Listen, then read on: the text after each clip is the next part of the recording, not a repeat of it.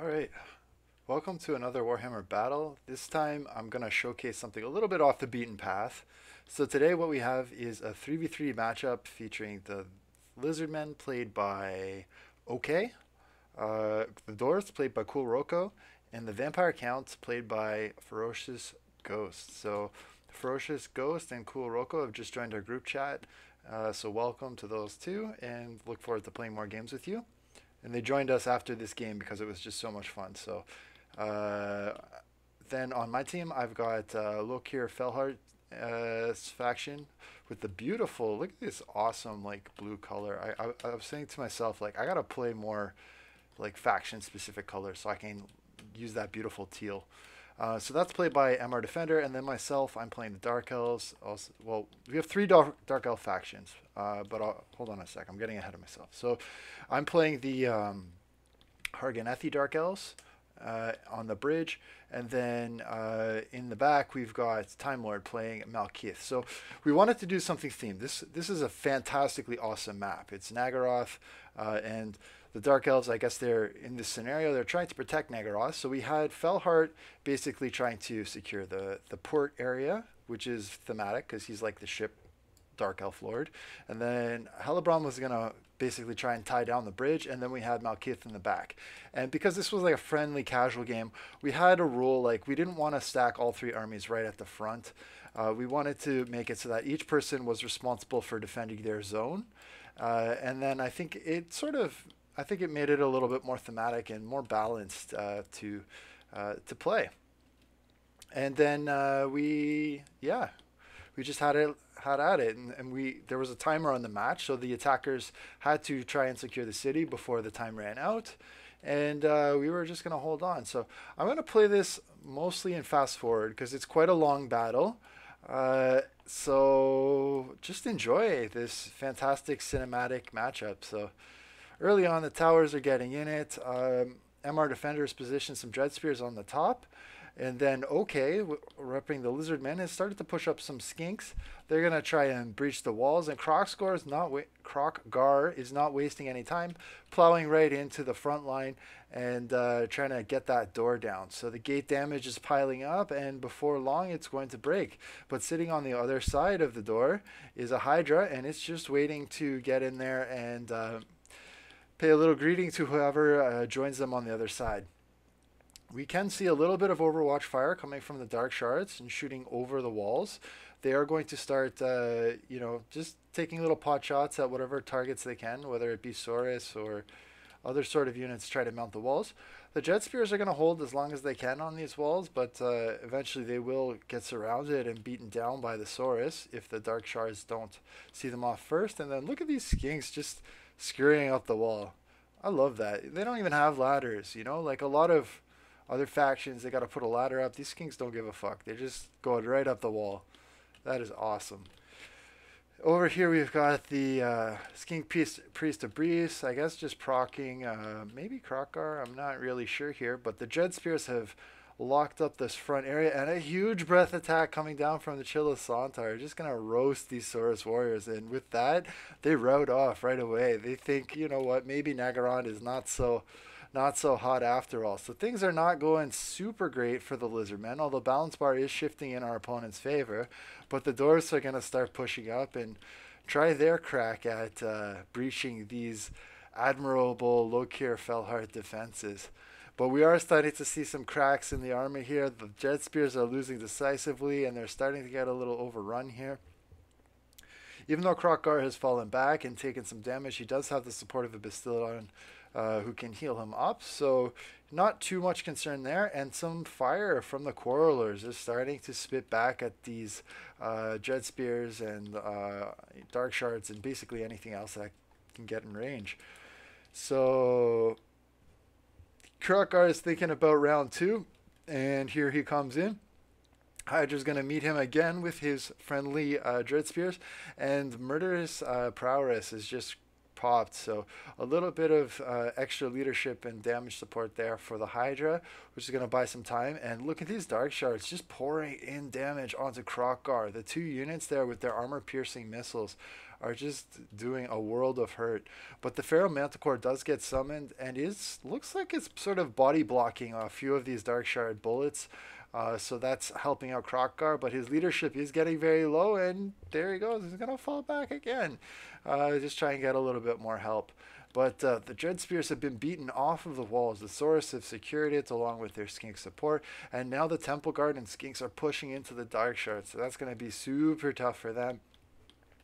The Chill of Sontar has now become isolated as the Dread Spears have broken off, and they've decided to route out of the fortress into sudden death, but because of where they're positioned, they are actually sort of blocking and preventing other units from pushing in.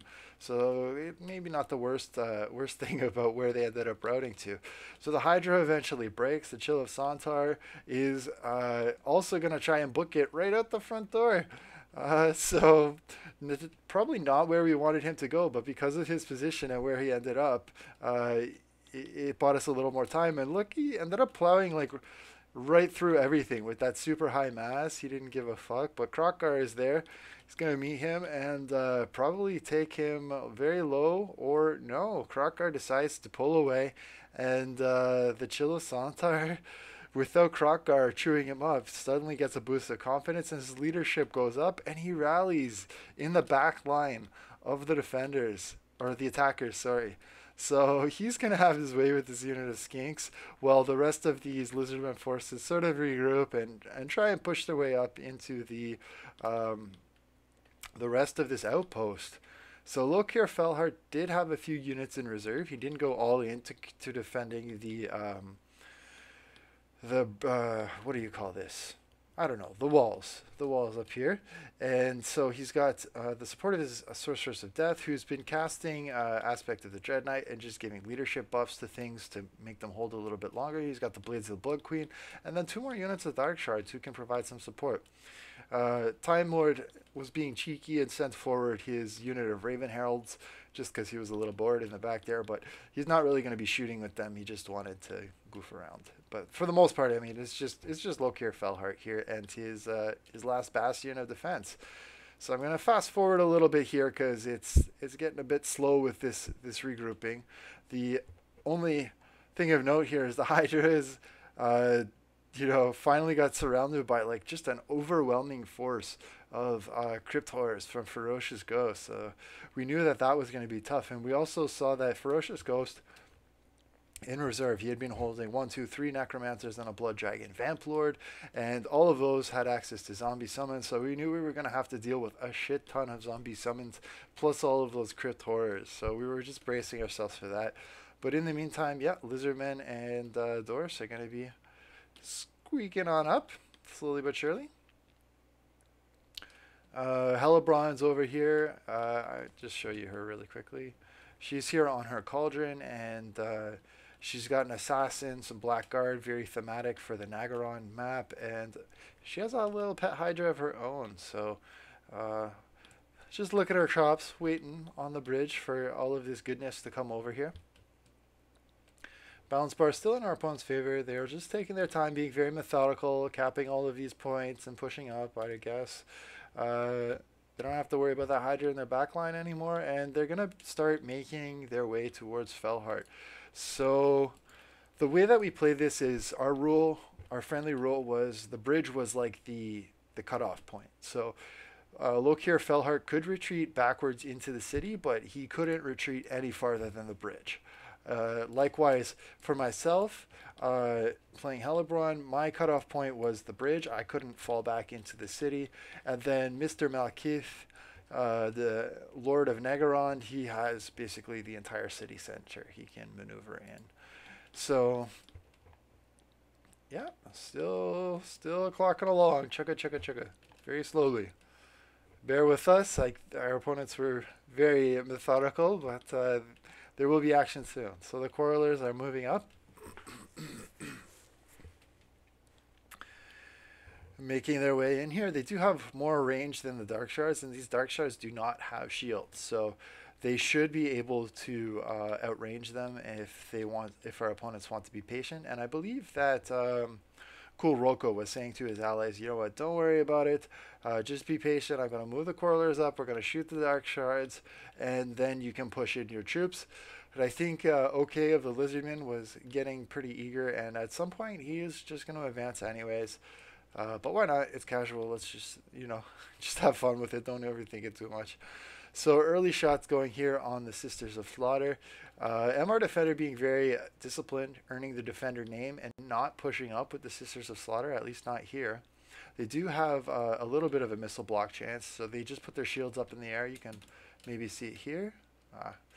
Well, they do put their shields up in the air, so they can take a little bit of missile fire. But these Dark Shards getting absolutely pummeled. These ones, they pushed up a little bit. I am not sure what they were trying to shoot at, but they got caught out of position from some Skink cohort, so that was unfortunate for them. This other unit of Dark Shards is broken off from the overwhelming fire of these Quarrelers. So now it's really just the Sisters of Slaughter and the Blades of the Blood Queen. But they're going to find their way onto some Skinks, which is kind of a good situation for them. And they're probably also going to find their way onto a whole bunch of zombies, if I remember correctly. Yeah, the zombies. So remember those necromancers that were in reserve way over here? Well, they've moved their way up. And our opponent's going to be casting a whole bunch of zombie summons into these Sisters of Slaughter. And the Sisters of Slaughter have really high melee defense, so I think they will do well. But if you fight enough zombies, you're going to take damage, and probably these zombies are just going to be able to grind them down. They will hit at a base chance of maybe 10%, I think it is. So eventually against the Sisters of Slaughter, the damage will add up. They have a melee attack of 5 and a weapon strength of only 15. So yeah, you did see a Soul Blight going down there from MR Defender, which debuffed the zombie horde a little bit earlier. I think the zombies definitely could have tried a bit of flanking here, try and get in some rear charges instead of fighting the Sisters of Slaughter straight on. But I guess our opponents were feeling confident that they could just summon more zombies and didn't really care. Sisters of Slaughter killed the unit of Skinks over here. They pushed up onto some Quarrelers, and they're gonna do some pretty good work over here. A lot of units being held in reserve, and we will see our opponents just creeping up slowly but surely. Another Soul Blight going here, just buying more time for the Sisters of Slaughter. That was the aim of the game for Lokir Felhard, just trying to win out as much time as he could. And if you look on the clock, he's already held for 20 minutes, which is pretty admirable against 3 armies. So maybe our opponents were just being polite and not trying to crush us too quickly, or maybe they were being methodical. I'm not really sure which, but in any case, props to MR Defender for holding for so long. So the last units of Sisters of Slaughter, it looks like they're going to be overrun. This unit's wavering, but they've clocked over 300 kills. Granted, most of them zombies and skinks, but this unit over 200 kills. So they've actually just done a ton of work, and even though they're going to eventually break, I mean, you can't fault them for going hardcore on all of these zombie summons. I guess it's a little bit less that we're going to have to deal with later on. And so the rest of the army is advancing. Oh, it looks like the Sorcerers of Death did trickle onto the bridge a little bit, so I think that was not part of our initial rules of the game, but I think it's just the Sorcerers. It's not going to make too much of a difference. And the Blades of the Blood Queen are going to hold at this last choke and go off and fight pretty much everything they can. Against the Dwarf Warriors, they're going to do super, super well. But Thane's coming in here. And here comes the rest of the Lizardmen support. We got Krokgar on his big Carnosaur. He's going to put in a huge charge, burst everything down with his, what's it called? Swiftness of Itzel. Yeah, it's going to explode in those Hargonath Executioners, do a lot of damage. And the Lokir Felhard's going toe-to-toe with a Thane and not struggling whatsoever. That Thane is getting the business. Also, of course, he has the support of the Blades of the Blood Queen, and the Blades of the Blood Queen do have the Guardian ability, right? So they're going to reduce the damage taken, the physical resistance of Lokir Felhard by 18%. So that's going to keep him fighting just that much longer, as long as he can keep this unit of the Blades of the Blood Queen around. So you will see the Vampire Counts player, Ferocious Ghost, say, okay, enough is enough. Fools, what's taking so long? I'm coming in here with these crypt horrors. We're gonna end these Blades of the Blood Queen, and we're gonna push on because I did mention to our opponents there was a time limit, and I think they became aware of that at this point. So they were like, okay, well, we can't waste any more time. We got to push up in here. 25 minutes had ticked off the clock. And now the only thing that was left was Lokir Felhar. But he just did not want to break. This guy is a trooper. And look at him just completely surrounded, just fighting, fighting, fighting, fighting. And you can see his leadership is so close to breaking. But with that Deadly Duelist, he feels like a badass. And why not? So not a lot of kills. But, you know, he's tanking like a machine. 110 armor, a high melee attack, melee defense. But with Krokgar on him, I think he's going to get a little bit lower. But still, no, it's still holding on. What a fucking tank. Look at this bruiser.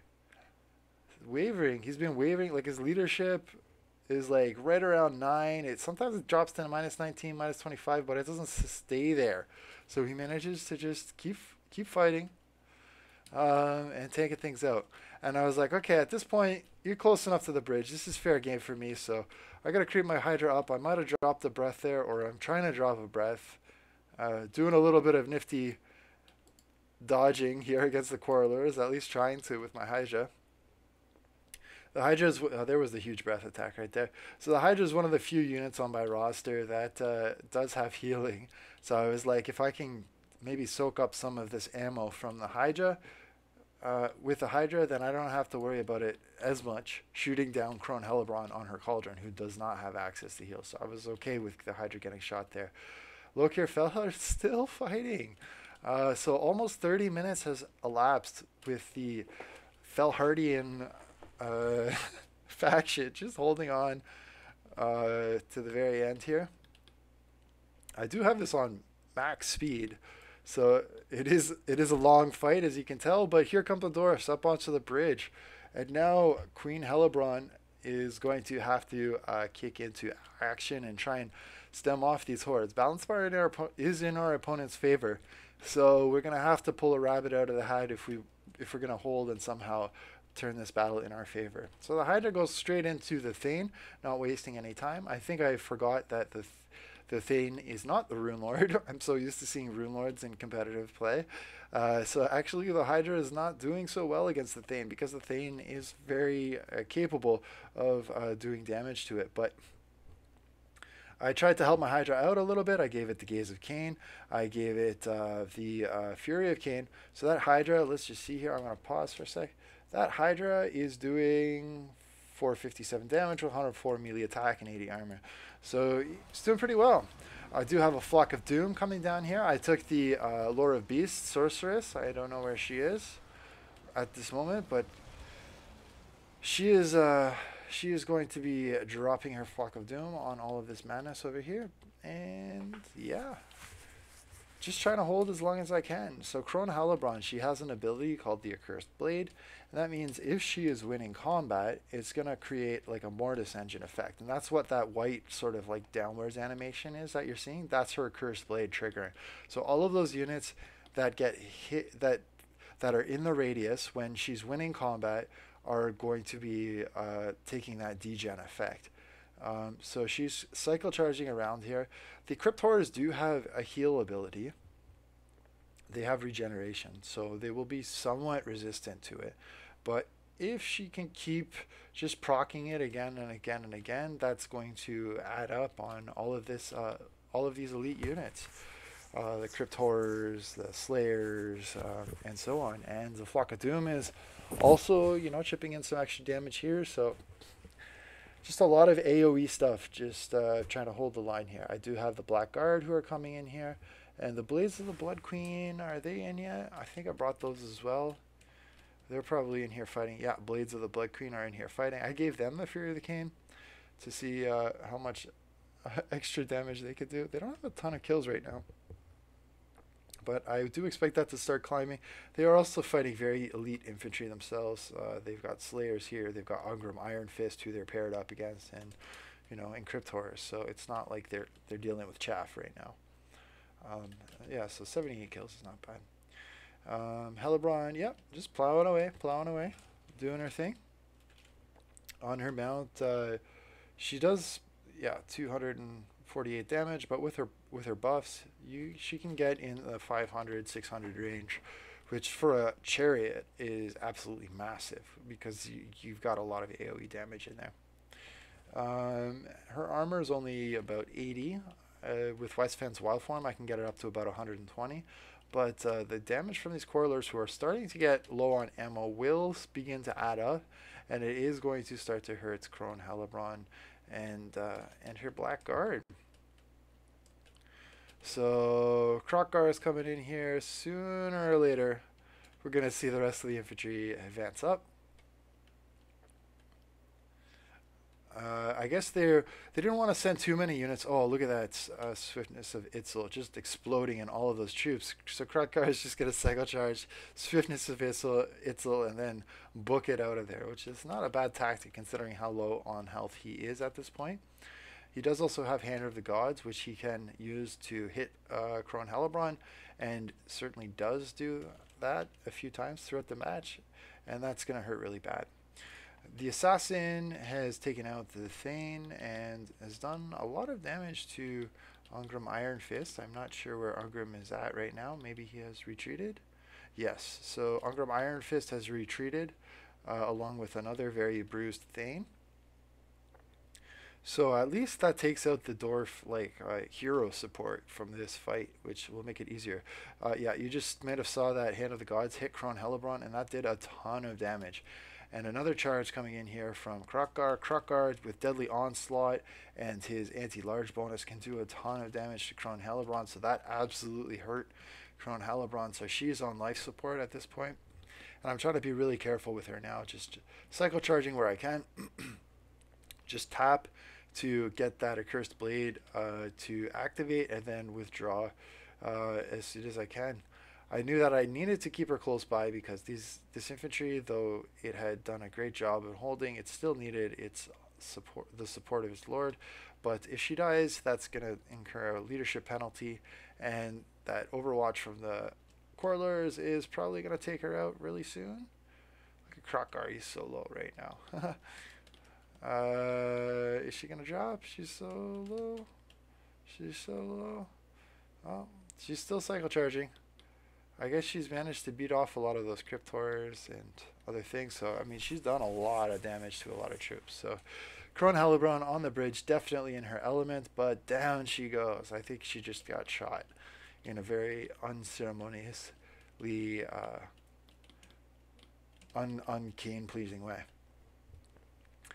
All right, so Black Guard, still holding, but balance bar is in our opponent's favor still. And it doesn't look like my forces will be able to hold much longer. My assassin did get a little bit ahead of his Black Guard. I'm not sure why he got pushed up so far, so he took a lot of damage there. The Black Guard are going to start to get overrun here and just beaten down without their lord. Yeah, like I said, a couple leadership penalties are going to hurt them, even though they do have very high leadership. And yeah, Assassin and the Sorceress of Beasts are going to have to fall back. The units over here do rally, so they will have one more kick at the can, maybe.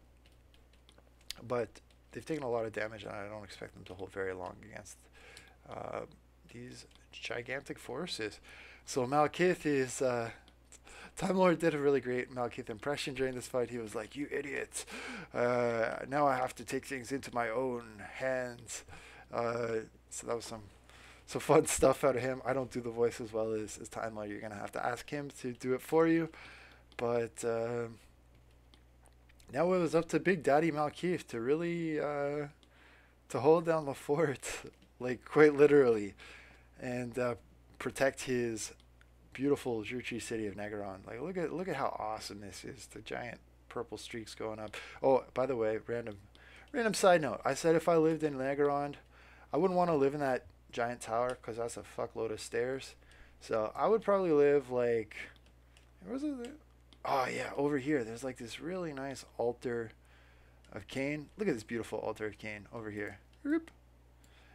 So I figured, like, you know, right here, this is where I would camp out. So if you want to find me in Naggarond, my house is probably like right in here. Got some nice little smokestacks.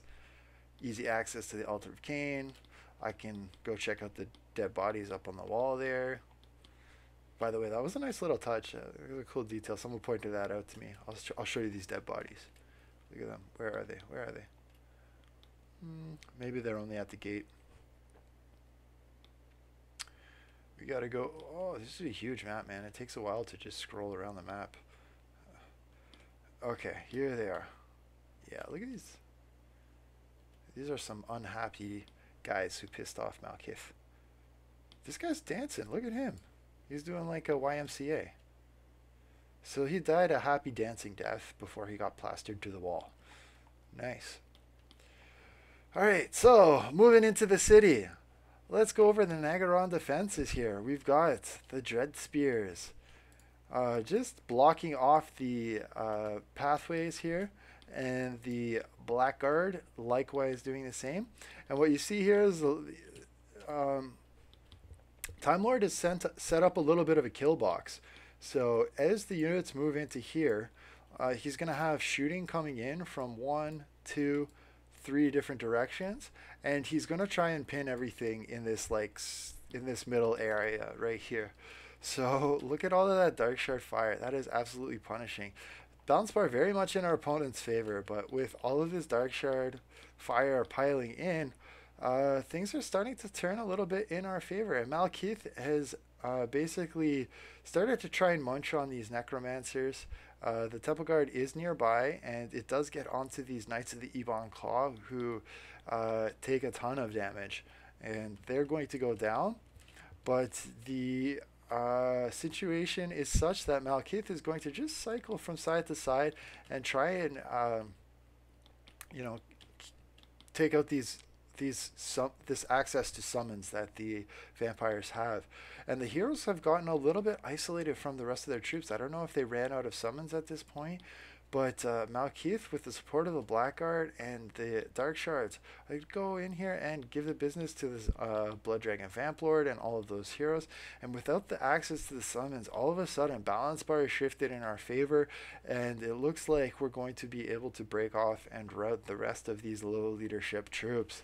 So Malekith, not fucking around, absolutely you know, pissed off that Felhart and Hellebron have died, but he is going to go ahead and try and secure the rest of the city. So the Bastildon's gonna get charged by Malekith and lots of other craziness. Krokkar is really low, and is Malekith gonna go right for Krokkar? A little bit of weird pathing stuff going on here as he tries to fly around through the gate, but yeah, I think Malekith, yeah, he doesn't screw around there. Krokkar is going to kick the bucket. So Blood Dragon Vamplord has been killed by Malekith. Krokkar has been killed by Malekith. The only one left is Ungrim Iron Fist, who is unbreakable and cowering right at the back. Not really true Slayer fashion, but everything else is broken off now. So it's really just Ungrim and Malekith. So Malekith is going to get the honors of fighting and killing all 3 of the lords. The what was it? The Vampire Blood Dragon Vamplord, the Krokkar, and now finally Ungrim Iron Fist.